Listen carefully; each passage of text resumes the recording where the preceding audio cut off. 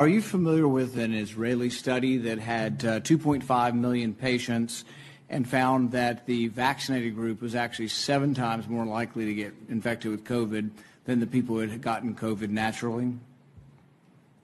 Senator, I have to get back to you on that one. I'm not familiar with that study. Well, you think you might want to be if you're going to travel the country insulting the millions of Americans, including NBA star Jonathan Isaac, who have had COVID, recovered, look at a study with 2.5 million people and say, well, you know what, it looks like my immunity is as good as a vaccine or not, and in a free country, maybe I ought to be able to make that decision. Instead, you've chosen to travel the country calling people like Jonathan Isaac and others, myself included, flat earthers.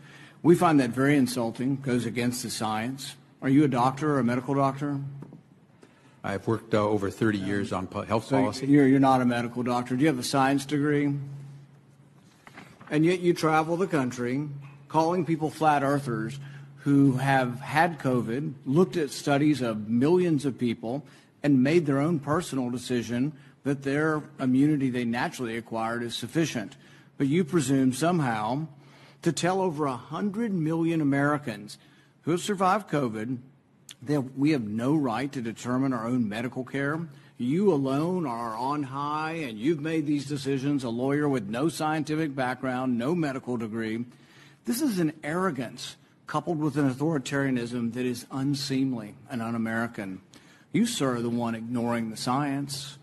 The vast preponderance of scientific studies, dozens and dozens, show robust, long-lasting immunity after COVID infection.